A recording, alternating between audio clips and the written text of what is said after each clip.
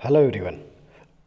पिछले video practical के BSc part first year के प्रैक्टिकल के पिछले वीडियो में हमने देखा था कि हमारे सिलेबस में क्या क्या चीज़ें हैं।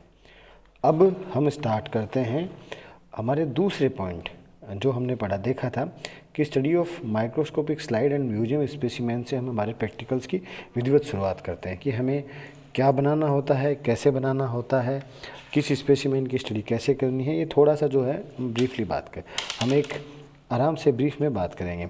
तो हम सब जानते हैं क्योंकि हम बायो के विद्यार्थी हैं, तो आप लोग 11th और 12th में भी आप लोगों ने फाइलें बनाई हैं। तो आप ये जानते हो कि मार्केट में दो तरीके के पेज मिलते हैं। एक ये पेपर ब्लैंक होता है कम्प्लीटली, जो कम्प्लीटली ब्लैंक है, और दूसरा पेपर जो है वो लाइन वाला पेपर है।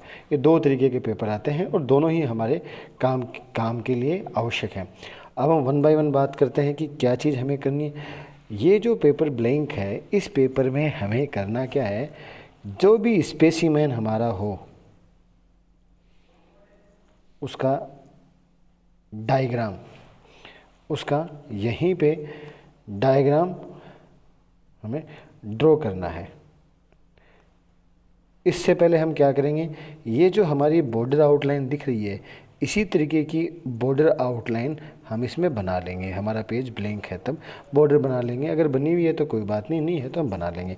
और हम कोशिश करेंगे पेज के बीच में हम स्पेसिमेन का डायग्राम ड्रॉ कर दें। स्पेसिमेन का हमने डायग्राम ड्रॉ किया, और डायग्राम ड्रॉ करने के बाद में कि मान लीजिए हमने इस तरीके से कोई भी एनिमल बना दिया, सपोज़ कीजिए अमीबा ही है ना, अमीबा हमने डायग्राम में बना दिया, तो हम इसकी लेबलिंग, जो इसका नामांकन होता है, वो कोशिश करेंगे कि एक तरफ हो और सिमेट्री में हो। इस तरीके से एक तरफ हो, जो भी नाम हम इसके बताएं वो इस तरीके से ये एक सिमेट्री में हो, एक तरफ आए और राइट हैंड साइड की तरफ हो। ये हम कोशिश करेंगे और मैक्सिमम नामांकन हम इधर ही करने की कोशिश करेंगे। हाँ, कई बार ये है कि डायग्राम इतना बड़ा है और लेबलिंग इतनी ज़्यादा है कि इतना पॉसिबल नहीं हो पाता, तो हम ज़रूर एरो लगा सकते हैं, लेकिन कोशिश पहले ये की जानी चाहिए कि इस तरीके से हम डायग्राम बनाएं। डायग्राम बनाने के बाद में हमने उसके नीचे डायग्राम लिखा, अमीबा लिखा, और अमीबा को हम अंडरलाइन करेंगे। ICZN के रूल के अनुसार हम एनिमल के जीनस को और स्पीशीज़ को अंडरलाइन करते हैं, तो हमें अंडरलाइन करना है। चाहे तो उसके बाद में हम इसे बॉक्स में बना सकते हैं, लेकिन अंडरलाइन करना हम न भूलें, वरना ये ICZN के रूल के अनुसार गलत हो जाता है। ये हमने बना लिया।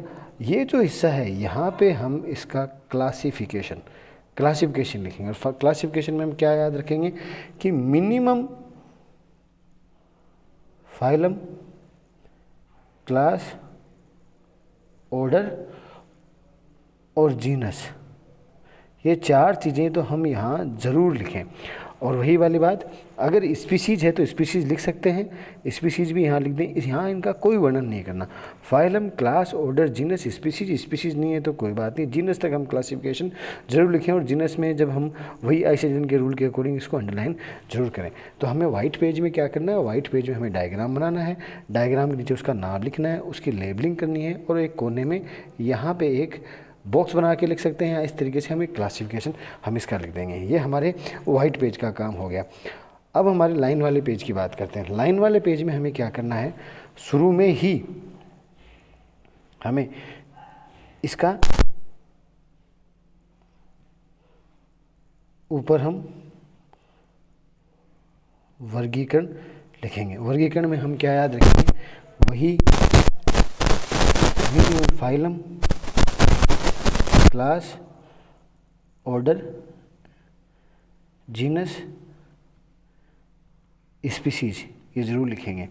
चारों पांचों स्पीशीज़ दी भी है तो अच्छी बात है, नहीं है तो जीनस तो ज़रूर लिखें, अंडरलाइन करें। हमने लिख दिया इन चारों पॉइंट को ऊपर ही ऊपर। उसके बाद में हम ये करेंगे, इसके आगे लिखेंगे कि फाइलम, मान लीजिए फाइलम प्रोटोजोआ है, अमीबा चूँकि प्रोटोजोआ में आता है, प्रोटोजोआ में तो क्या होता है, इसके करेक्टर कम से कम 2 करेक्टर। क्लास इसकी प्लाज्मोड्रेमा है, प्लाज्मोड्रोमा होती है, तो उस क्लास के 2 करेक्टर आगे हम लिखेंगे। क्लास इसकी सार्कोडिना होती है। ऑर्डर जैसे इसका लोबोसा है, तो लोबोसा में इसके ऊपर सूडोपोडिया होते हैं, तो वो लिखेंगे हम कूटपाद होते हैं।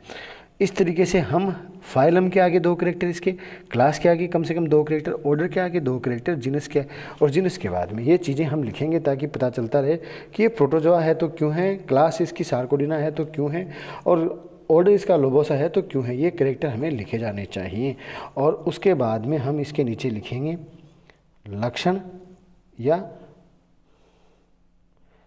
कैरेक्टर्स, और वो जितने भी इसके एक्शनल मॉर्फोलॉजिकल लक्षण होते हैं 1 2 3, कम से कम हम कोशिश ये करें 6 तक तो लिखें, और जितने होते हैं 8 या 9 या 10 जितने भी हैं, जितना हमारे पेज में आए हम लिखने की कोशिश करेंगे।